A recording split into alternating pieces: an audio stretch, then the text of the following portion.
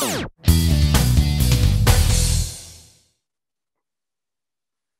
Big Asp Cornhole podcast presents Chuck It or Shuck It, a show for the little gambler in your cornhole heart. So I am your host, Big Dane, here for the Big Asp Cornhole podcast, joined by my brother, Sean Asp. What's up? And then a new face to the Big Asp Cornhole podcast, Mr. Cameron Poci. How are you doing, sir? Can't complain. Thanks for a hear great it. day. Yeah, thanks for joining us, dude. Love to hear it. All right, so this is like we said, this is a little blurb about gambling on Draftkings. So we have the lines in front of us. So we're going to start ourselves off with the singles for this next Pro National. And Sean, who do you got? Who do you like in these lines right now? Because he's our guest. All right, because it's the first time, I'm going to put the spotlight on Cameron here. All right, first. I like it. Cameron, you go first. I tried to take the pressure off you. No, I'm listen. Let's throw him in the deep end here right away. So, is there anyone that you looked at the lines immediately thought were kind of intriguing? Right away, Mark Richards. I think he's got to be arguably probably one of the hottest. That line's gonna change right now. Line's got to change. That's it. Ridiculous. Already has. It opened at plus 4,000. We're seeing plus 3,500 right now. So that shows that they've already taken money. Yeah. Yep. Especially as a number one seed, I was surprised. I mean, I guess because he's still a rookie, people aren't buying into it. But he just won another Open. The dude, I mean, he's among three people who have either won two Opens or won a national. You have Matt Guy, Alex Hicks, now Mark Richards. I mean, they're all pretty safe bet right now. I would definitely agree. The downside is we can't bet on Alex Hicks. So I was going to ask you, so if people are new to this DraftKings thing, and let's say Alex Hicks wins a national, what happens if I bid on somebody else? Do I get my money back because I can't bet on Alex Hicks?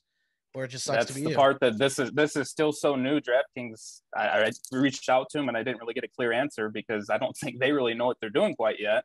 Okay. And he's obviously under 18, so they don't have a line listed for him, and they don't have a bet listed as like what they call the field. Correct. Yeah. Correct. So I'm assuming if Hicks wins, they rake everybody.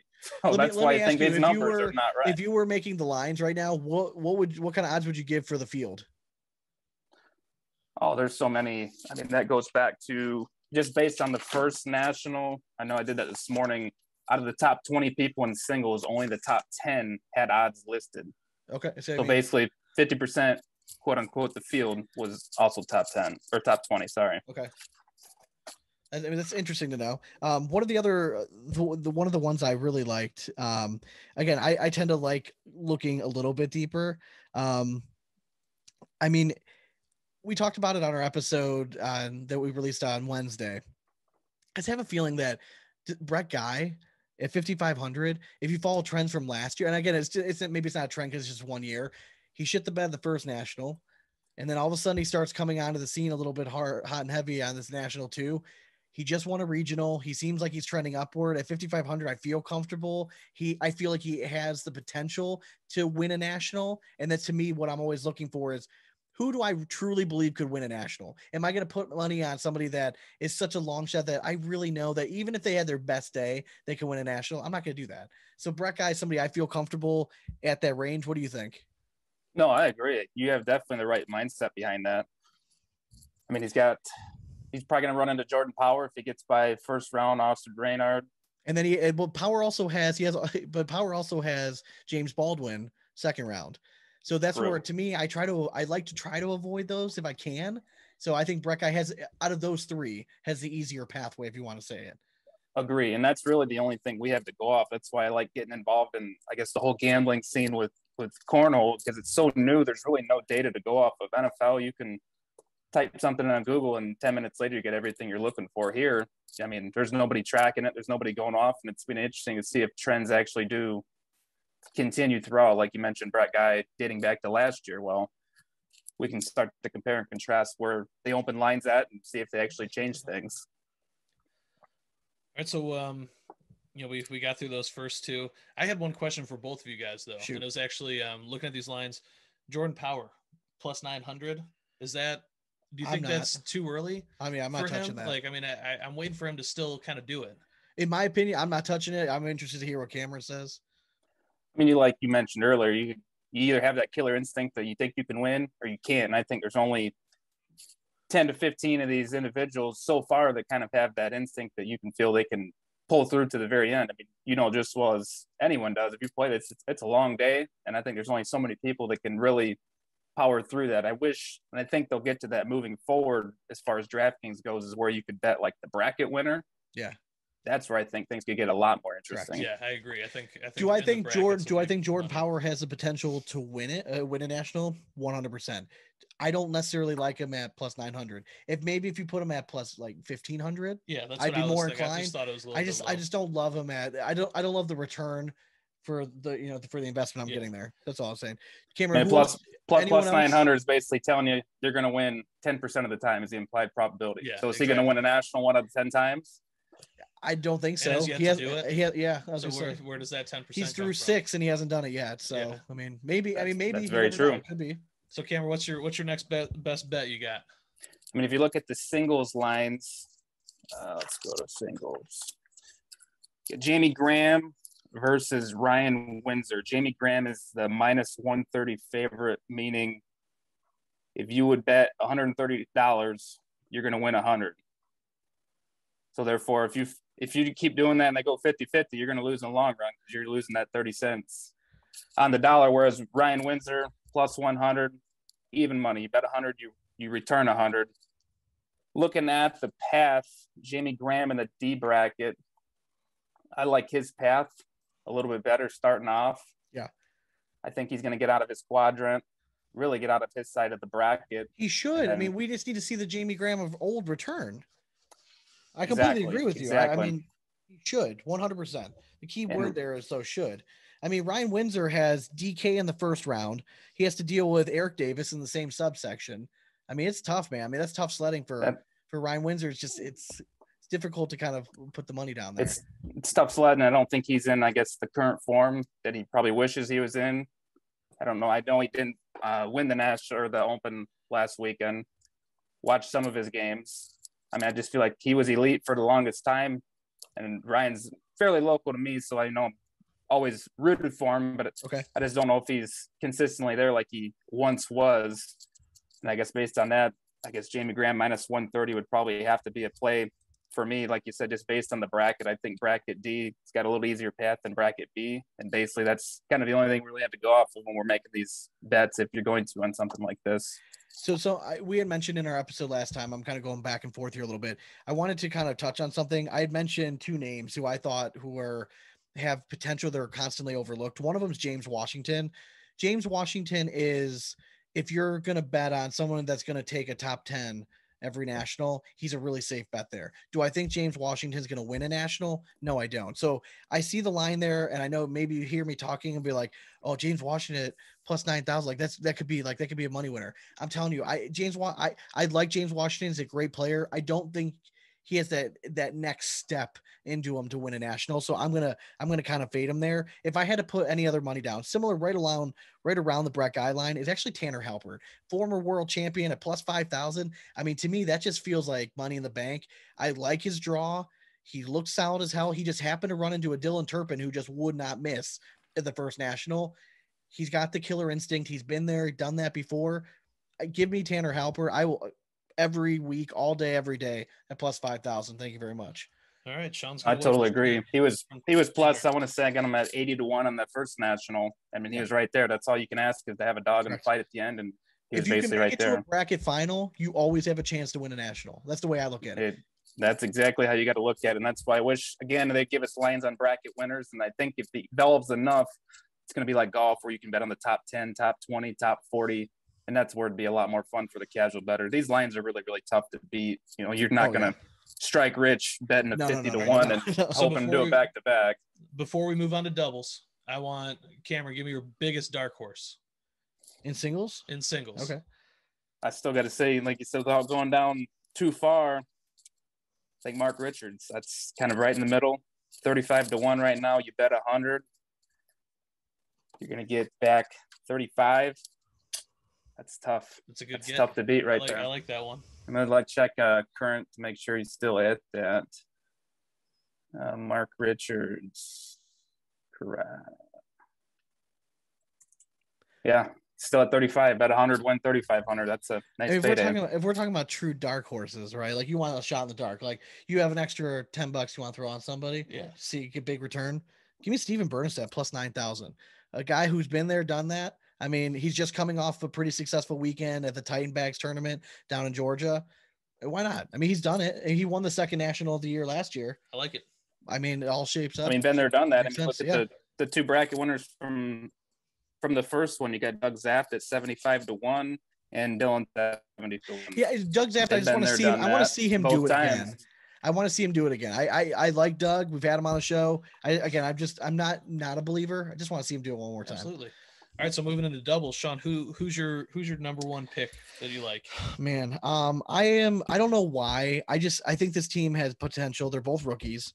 Give me Derek and Josh Holland at plus 3,000.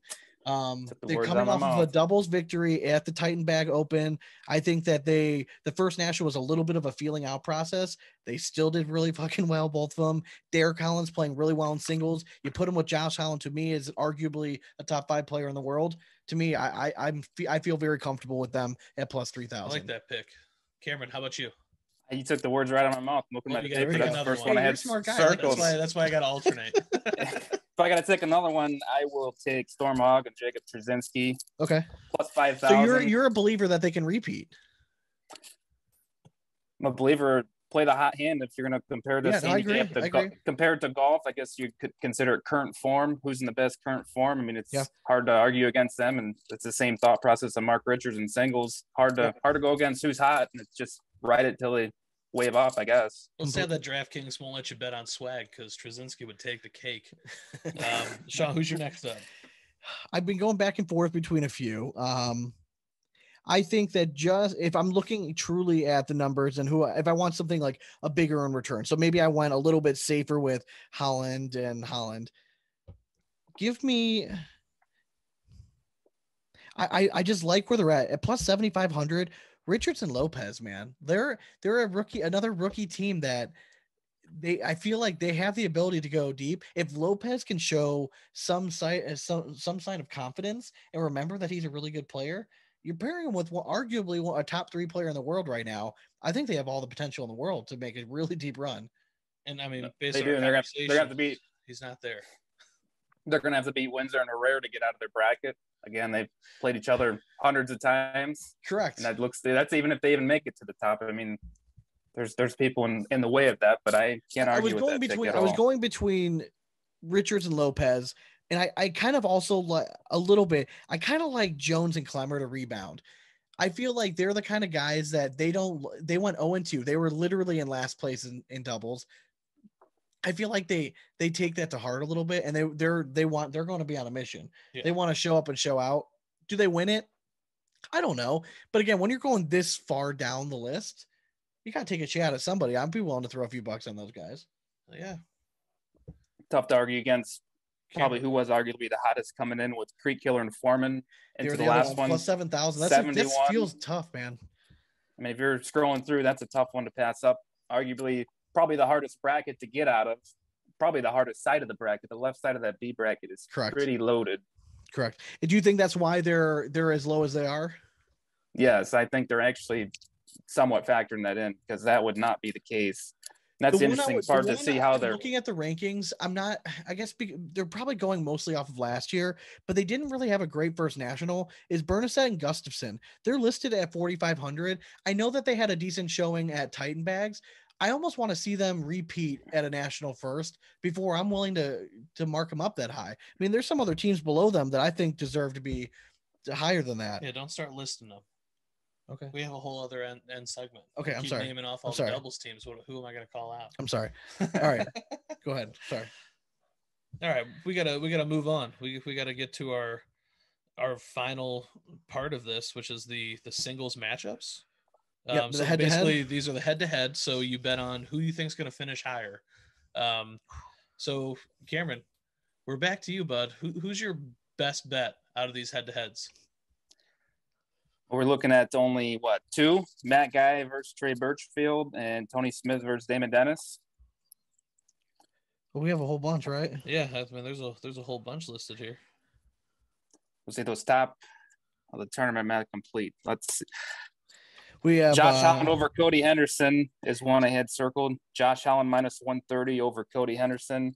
Henderson obviously had a very tough first go round. Who are you going with there?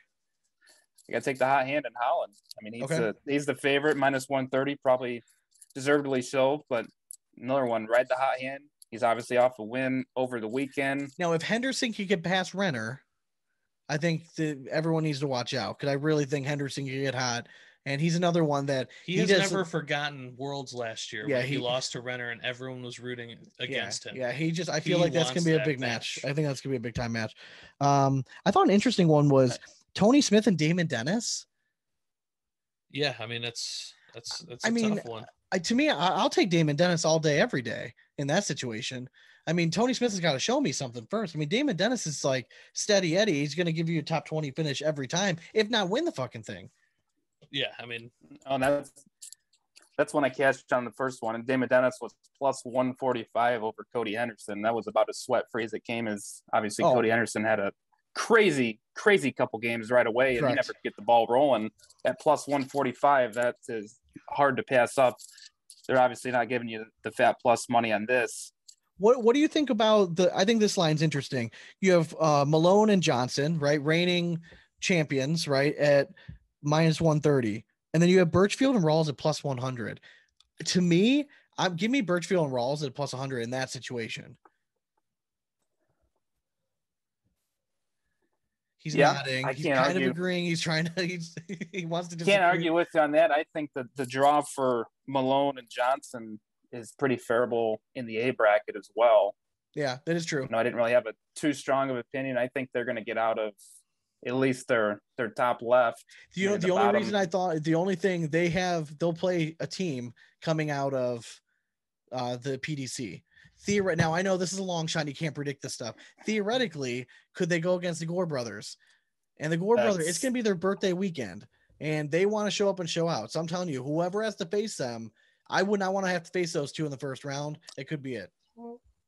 No, that's a good point. I guess I didn't really take that into consideration. I mean, Windsor had to deal with that in singles and played the dude coming out of the PDC and put him in the losers right away. All right. That is something definitely to consider. Dane. That it is. I mean, I think it's time for the special segment as soon as my phone stops acting up. So, I mean, I'm gonna rattle off some quick little picks for you guys. I want you to tell me if you're gonna shuck it or chuck it. So shuck it means you're gonna bet on them, or you could bet on them. Chuck it means don't even waste your time. Got it. Let's do it. All right. So let's start off. Sean, I'm gonna start off with you. Do it. All right. So we're going singles. Let's see. What do you think about? Give me Leston Allen at plus 9,000. Okay, because he's plus 9,000, I'm willing to take a chance where he's at there, because he does have the talent to win a national. I feel very confident that he's a high PPR guy. Now, does he play enough recently to win a national? I don't know. Sean, it's a simple question. Are you going to shuck it or chuck it? Because he's plus 9,000, I'll shuck it. Love it. All right, Cameron, over to you. And singles, Alex Rawls plus 5,000. Let's see, Alex Rawls. He is in bracket D. He is in bracket D. The very top.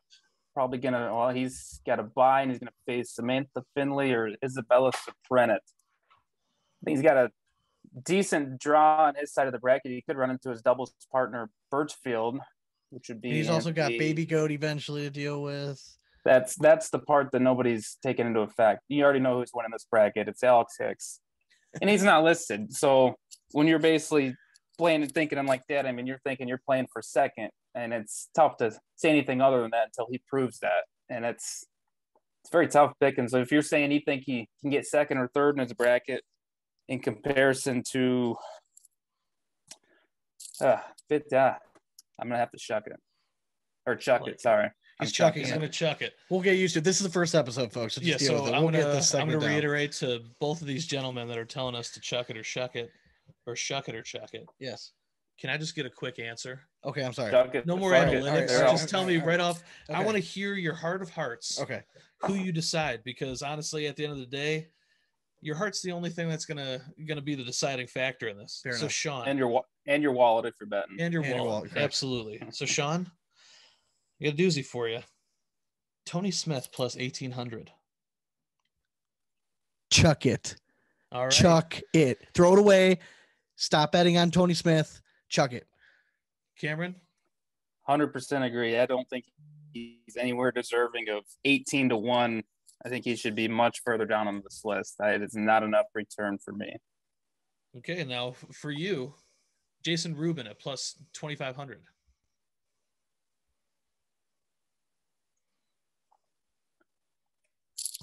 I think he's got that instinct. He's got that drive to win it. I mean, Rubin's a fairly local guy to me. He was a 6-1 favorite going into the first national, looking back on the last odds. I mean, obviously they've adjusted at that. I think 22-1. It's a lot better buying point than what we'd have got the first national at 6-1. So I will take Rubin. I will Shuck it. Love it. One more for singles for you, Sean. Cheyenne Renner plus 1,000. I'm chucking it. He's chucking it. Cameron, last one for you in singles. Eric Davis plus 2,800. Eric Davis plus 2,800. Another one of those I think he has the drive to win. He was 22-1 the first national. 28-1 I think is a doable price. I mean, the implied odds that he's gonna win at 28-1 is 4%. I mean, do you think he's gonna win more than 4% of the time? In the long run, you're gonna make money if you think so, and if not, then no. I would have to say I would probably buy that on 28-1, but it's just one of those things where it's tough to have a whole arsenal of people, just like golf, just like playing roulette. Those that bet 25 numbers, you're probably going to win once or twice, but are you going to win the long run? That's the part that nobody really knows quite yet. True. Very true. All right, we're gonna wrap it off some doubles real quick. And once again, gentlemen, I'm gonna reiterate. I'm gonna say it.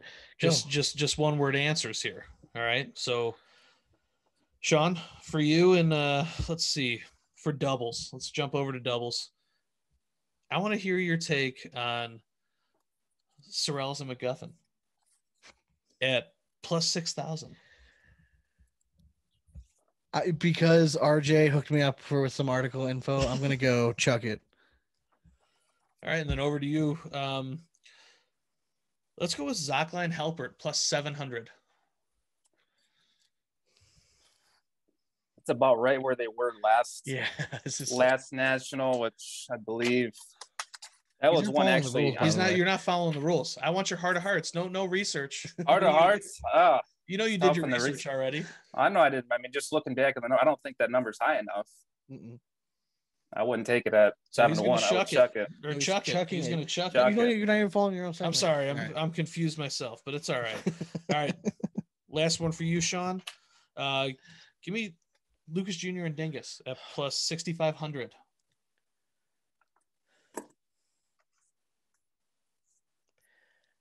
I'm chucking this only. I like where they're at. If they were a little bit, where they're at is probably perfect. I wish I would just like if they were a little higher, just like maybe a little bit more return. But I'm gonna chuck it where they're at currently. All right, then last one for you, Cameron. Modlin and Schoblom at plus 5,500. Damn you! I think I will Shuck that. I think that's a team that Modlin's been there before. Schlobaum was in the college, I believe. Yeah, they're not too familiar with. I like that duo too.